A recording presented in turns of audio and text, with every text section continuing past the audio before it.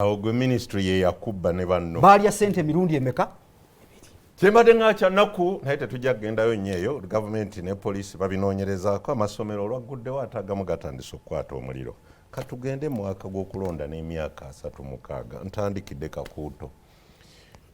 mwaka gumu gwomaze okuva lwe wafuna akalulu naye tonnaguweza ng'olayidde mbaze we wafunira akalulu ne mujaganya Kakuuto yonna Irene Pius bonna ne basanyuka daddi kati MP amaze okulondebwa bamulangiridde mu mwaka ogumu gwoyiseemu experience yo byolabye naye by the way mukulika eyo ekayunga kayunga kayunga okanzeho naye bodombo bweyogedde kayunga ate owe awangula naye yekanze nnyo oyogedde kayunga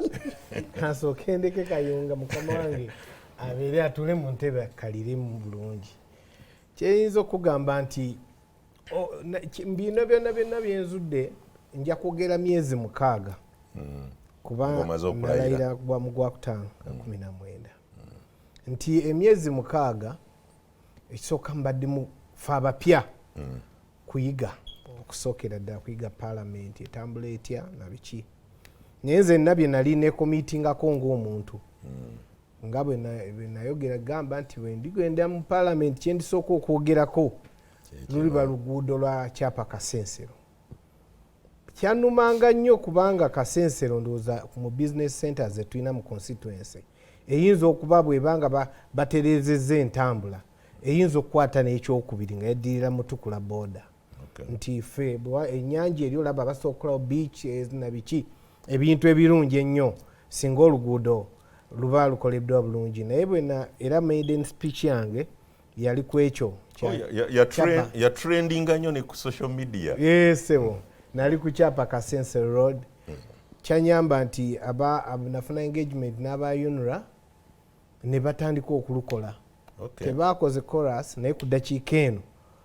n'omuntu nenkuba ne bwetonya twebaka otulo at least kati olinamu ka satisfaction nagenda mu Palamenti wakiri nina emyezi 6 ekyo nakirabako n'ebirala byenkoze nga nze ng'okugamba nti nalabanga abantu omwendo gw'abantu ewaffe abaafanga nga bafiiridde mu process y'obutatuuka y'okuva eweno n'atatuuka mu ddwaliro nafiira wakati awo amalwaliro gaffe amanyi ag'ebyalo zibanga kilomita 18 odituukako nedda ate kati gwe wammwe ekyo kyewaffe kirala ewaffe wala kingi nnyo kisinga galinga 3 kuleeta omuntu kati health center fo gye tuyina mu constituency eri Kakuuto ne kati ow'Ennangoma amala kulinnya lyato mu Uganda tuyinayo n'ekyalo kye bayita Bukwale nga Uganda terina kkubo lituukawo omala kusaba kugenda mu Tanzania kati mu Tanzania bakukiza okuyingira mu Tanzania n'osaliikiza mu Tanzania n'oyingira Bukwale mu Uganda nga Uganda terinawo kkubo kati omala ate kwetooloola omulwadde n'asaba n'ayingira mu Tanzania n'ajja Uganda n'alinnya eryato n'ajja Kasensero n'afuna entambula emujja Kasensero n'emutuusa Kakuuto so kitwala essaawa nga 3 kyova olaba nti kati nateekawo ambulance awo ku mwalo nti abantu be bajja eri ambulance ebaddusa buddusa butereevu nenteeka n'ambulance endala Kakuuto nakati olwaleero ngiyiseeko badde erese omwami omulalu emuleese butabika nti nezibeera 2 ng'emu eddusa abantu abali wano endala erinda abava ewala achievement nayo njebaza nti Mukama agimpadde n'ekyokusatu twafuna okuba twafuna omuziro ogw'amaanyi enakatooke y'ekijonjo gwali gw'amaanyi nnyo nnyo ne gukuba ebintu bingi nnyo nnyo ne mpandiikira Prime Minister ne ŋŋendayo ne basobola okumpa relief bampa emmere ne mba nga abantu baafuna emmere emala mutuufu ku ekyo nkyebaza nti nekiyitamu ebirala mu Palamenti byenjizeeyo mu myezi gino 6 kwegamba ekyo weebaza gavumenti mwebaza nedda kakati okumpa taata okugula emmere waka tekimufuula hero kuba buvunaanyizibwabo emmere eyo gye bampa tezaali mugundi teyakwata mu nsawo ye wabula gye emisolo gye tuwa abantu b'e Kakuuto bali entitled okuba nti bafuna ku musolo naye osimaka abamu basaba ne batabawa anti eba teri mpozi nga teriwo naye nali nsaba kyange nali nsaba kyange n'oluguudo baamuwa oluguudo balutandikako okujjako chorus bebatalukole chorus era lujja kudda mu lufe mu bumpimpi baafunamu bwe baakyusa omubaka yaliyo w'ekibiina kya Dombo ne Simbwa yalingayo nga tebakola luguudo owa Nuupu bwe yayingirawo Palamenti kuba kulemerako kati gwogimanyi kababange bano bagimanyi nti ekintu bw'okiremerako nnyo oluusi bayinza okukikuyambako ne babako kibakoze kuba naffe twali tutaddewo embeera alemeddeko emyezi emeka mukaaga twali tutaddewo embeera naye embeera gye twali tutaddewo katono Honorable Geofrey muga myezi mukaaga naye bali bukya NRM ebaawo ababaka babaddeyo ba NRM nga tewali kikoleddwa n'ekirala kyenjagala okugamba nti baali ba NRM naye tewaliko yayimirako katuuti ku Palamenti wali ku floor ya Palamenti ng'asaba ekyo kubanga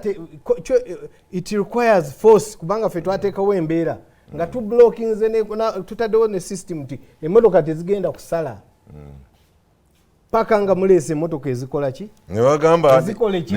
nti Geofrey atabuse tekyaba bubeezi nti olwayogera ne bakuwa softly nti embeera nayo ogicreatinga n'abantu ne bakwegattako ne musabira wamu nti wali abantu baali babanja abakama bange abaaliyo sijjagamba nti babi naye kyenjagala bagamba nti baali babanja kino temukiraba nga temukyogerangako kuba baali tebakyogerako ngera ne bano abalina ekitukolera beebaka ne bawummula mbizibu balina ku floor ya Parliament teriiko abaleega ku ekyo naye nze nagenda ne ntuula mu lyato ne ndireeta mu Parliament nga mbikutte nti luno oluguudo naye mbadde mu lyato nga mpita mu luguudo amazzi nga gasazeeko oluguudo okuluyitamu weetaaga ku lyato ne mbireeta ebifaananyi ne mbireeta mu Parliament tino lunono lwe luguudo olugenda e Kasense lugano maato naye gali ku luguudo nendeeta kugamba ebintu byonna bye nabawa ne speaker yabiraba n'agamba no yagambirawo nti minisita bwe kibanga situation eri bweti minisita twagala intervention ku kintu ekyo amangu ddala bwe banga abantu nendeeta abantu abaafa like Nabuma Stefania yafiira awo nga anoonya bwasala okugenda okuzaala nembimuleetera speaker nembireeta mu Parliament nendeeta chairman wa Kayigwa village nemuleeta yazaalira ku lyato omwana eyamuvuga ku lyato ng'azadde mu lyato mwennyini omwana ye yamusala n'enkasi n'asala oluntu era omwana we n'afiira ku kaato nembireeta ebifaananyi byonna mu Parliament kwegamba twali tubulako ekintu omuntu alaga ekituufu kye twagala so ndabira dda nti mbadde ntambula bulungi tukyeyongera kuyiga biza katukusabire uno kasita oyiga okola ebirala olabye naye kayunga kayunga wabadde yadde mukulikeye kayunga twavaayo kayunga no yali mubi naye tulinamu ebirungi bye twalabamu nti mwalimu abantu abakyalina ekirowoozo nga tubagamba nti gavumenti enebba obululu ebba bubbe